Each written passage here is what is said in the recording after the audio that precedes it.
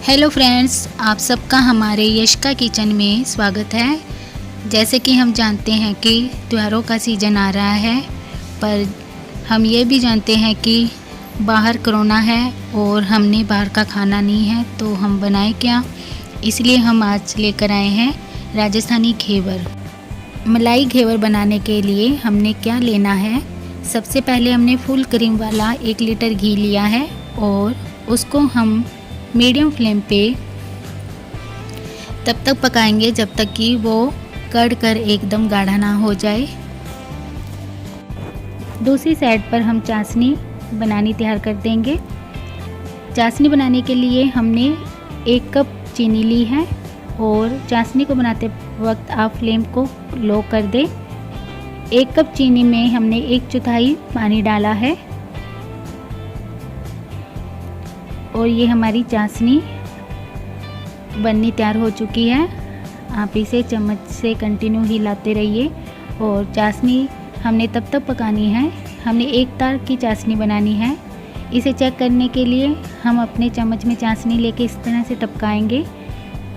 जब लास्ट की बूंद धीरे धीरे गिरे तो ये 1 तार की चाशनी बन चुकी है। दूसरी साइड पे हमने जो रबड़ी बनाने के लिए दूध रखा है उसको भी आप चम्मच से हिलाते रहें।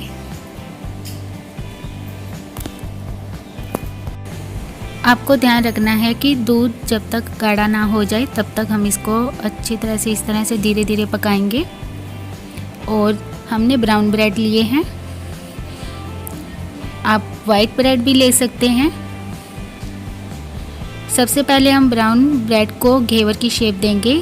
आप ब्रेड के साइज़ का कोई कटोरी या किसी भी चीज़ का ढक्कन ले लें और उससे हम बाज़ार में जैसे घेवर की शेप होती है उस तरह से इसको काटेंगे।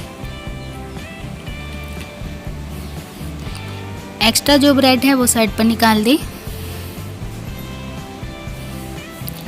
ये देखिए कितना सुंदर घेवर के स्टाइल में ये ब्रेड कट चुका है। और अब हम इसके बीच में होल करेंगे।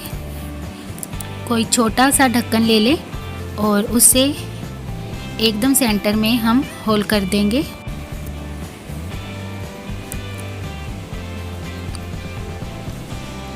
ये हमने घेवर की शेप में ब्रेड को काट लिया है।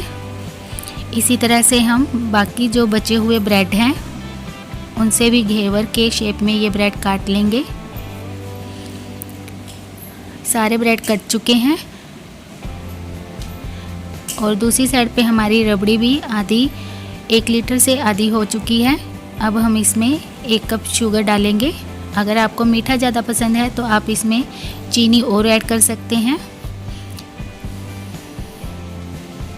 चीनी को चम्मच से अच्छी तरह हिला दें और दूध को अभी और हमने गाढ़ा करना है। इसे थोड़ी देर और गाढ़ा होने दें। तब तक हम दूसरी साइड पे जो हमने ब्रेड काट के रखे हैं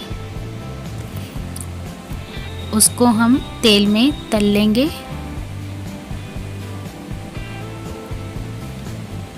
एक चौथाई होने तक हम इस दूध को कढ़ाएंगे।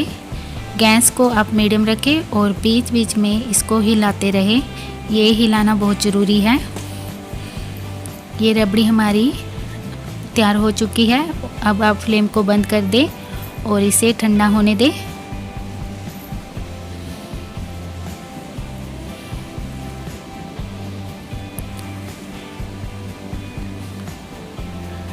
आप रबड़ी में 1 चम्मच इलायची पाउडर डाल सकते हैं। अब हमने घी या ऑयल लेना है जिसमें हम ब्रेड को तलेंगे। अब हमने जो ब्रेड काट कर रखे थे उसको हम तेल में अच्छी तरह से तल लेंगे।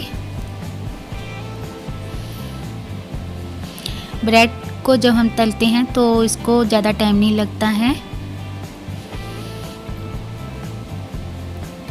ब्रेड को एकदम अच्छी तरह से तलना है। तलने के बाद आप इसे इसके तेल से बाहर निकाल लें और जब बाहर निकालें तो आप किसी स्टैंड के ऊपर उसको रखें ताकि उसका जो एक्स्ट्रा ऑयल है वो नीचे चला जाए।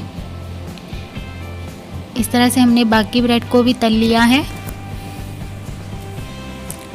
और हमारी जो चाशनी है वो भी ठंडी हो चुकी है। इसमें भी आप इलायची पाउडर डाल दें। आप चाहे तो चाशनी में कलर भी डाल सकते हैं और जो आपने रबड़ी तैयार की है उसमें भी आप कलर डाल सकते हैं या आप केसर डाल सकते हैं।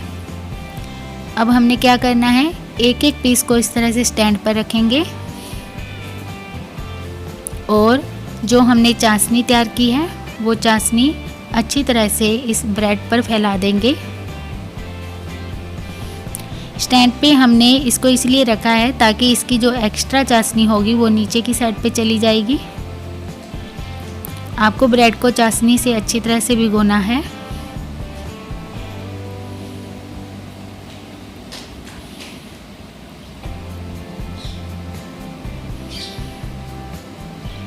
इसी तरह से हम बाकी के ब्रेड को भी चाशनी लगा देंगे। तो इसी तरह से हम सारे एक एक करके हम सभी पीस पे चाशनी लगाएंगे। तो ये सभी ब्रेड चाशनी से एकदम तैयार है। अब हम सेम उसी तरह से इस पे जो हमने रबड़ी तैयार की है वो भी इसी तरह से लगाएंगे। ब्रेड के ऊपर अच्छी तरह से इसको गार्निश कर दे रबड़ी से। आपको जैसी पतली गाढ़ी लेयर पसंद हो आप रबड़ी की वैसी लेयर इसके ऊपर लगा सकते हैं।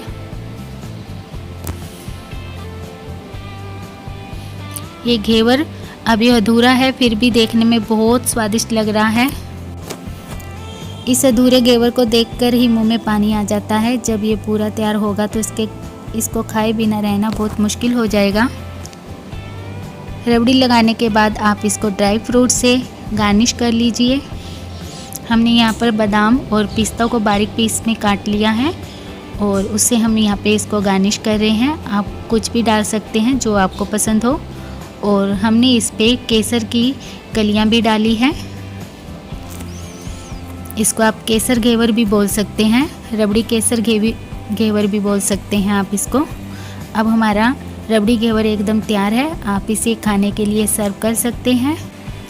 इस रबड़ी घेवर को बनाने में ज़्यादा टाइम नहीं लगता है और लॉकडाउन में अगर ऐसी मिठाई घर पर बन जाए तो बात ही क्या है। अगर आपको हमारी रेसिपी अच्छी लगती है हमारे चैनल को लाइक एंड सब्सक्राइब कीजिए और कमेंट बॉक्स में ज़रूर बताइए। देखते रहिए।